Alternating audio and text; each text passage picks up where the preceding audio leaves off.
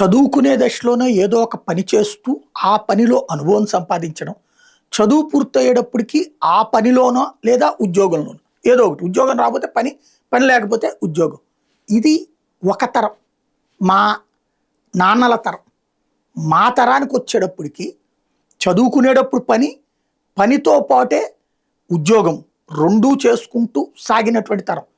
చదువుకు అయ్యే ఖర్చులు కూడా అంతో ఎంతో మనమే కష్టపడి సంపాదించి చేదోడు వాదోడుగా నిలవాలనుకునేటటువంటి తరం. సెలవులు వచ్చినాయి అంటే ఏదో ఒక పని చేసి 4 రూపాయలు సంపాదించి ఇంటికి రూపాయి ఇవ్వాలి అన్నటువంటి తరం. ఓ పక్కన చదువు, రెండో పక్కన తండ్రి రాత్రి పగలు కష్టపడుతున్నాడు కాబట్టి ఇంటి పనులన్నీ చూసుకునేటటువంటి బాధ్యత పిల్లలుగా ఆ రోజున మేము తీసుకున్నాం. అదే సందర్భంలో ఇంట్లో ఉన్నటువంటి వాళ్ళందరి మధ్యన ఆప్యాయతలు అవి పెరిగినాయి. పచ్చడేసుకు తిన్నాం తప్పించి ఎవరిని ప్రభుత్వాన్ని బూతులు తిట్టి లేదా అప్పుడున్న ప్రధానమంత్రులు అమ్మలక్కలు తిట్టి నాకు రాకపోవడానికి నువ్వు కారణం అన్నటువంటి రోజులు కాదు. పరీక్ష పేపర్ల లీకులు అప్పుడు జరిగినాయి.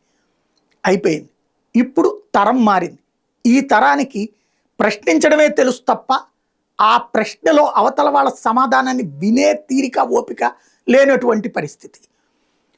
ముందు ఏదో ఒకటి జరిగిపోవాలి, నాకు ఒకటి ఒక సెలబ్రిటీ ఇమేజ్ కావాలని కోరుకునేటటువంటి బ్యాచ్ ఒకటి. అందరూ కాదు, కష్టపడి ఇవాల్టికి కూడా అమ్మా నాన్నల కోరికలు తీర్చాలని రాత్రి పగలు కష్టపడి చదువుతున్నటువంటి విద్యార్థులు అనేక మంది ఉన్నారు. కార్పొరేట్ స్కూళ్ళు, కార్పొరేట్ కాలేజీలు, ఇంజనీరింగ్ కాలేజీలు, మెడికల్లో చదువుతున్నటువంటి వాళ్ళందరూ ఏంటి, అమ్మా నాన్నలకి మంచి పేరు తేవాలి, మనం మంచిగా సంపాదించాలి, మంచి జీవితం చెయ్యాలని. కానీ దారి తప్పిన యువకులు ఆనాడు ఉన్నారు, మా తాతల తరంలో ఉన్నారు, నాన్నల తరంలో ఉన్నారు, మా తరంలో ఉన్నారు, ఇప్పుడు ఉన్నారు. ఆ దారి తప్పిన యువకులు రెచ్చగొట్టే ఉద్యమాలు. ఇక్కడ బాధ్యతతో ఉండే విద్యార్థులు జంజీ కూడా వాళ్ళకి సపోర్ట్ చేయడమే ఇప్పుడు పెద్ద సమస్య. సపోర్ట్ అంటే వాళ్ళు అక్కడికి వెళ్ళట్ల, కానీ వాళ్ళ అభిప్రాయాల్ని వీళ్ళు తప్పే ఉంది అనేటటువంటి ధోరణి ఇప్పుడు బీజేపీకి సమస్య అవుతుంది.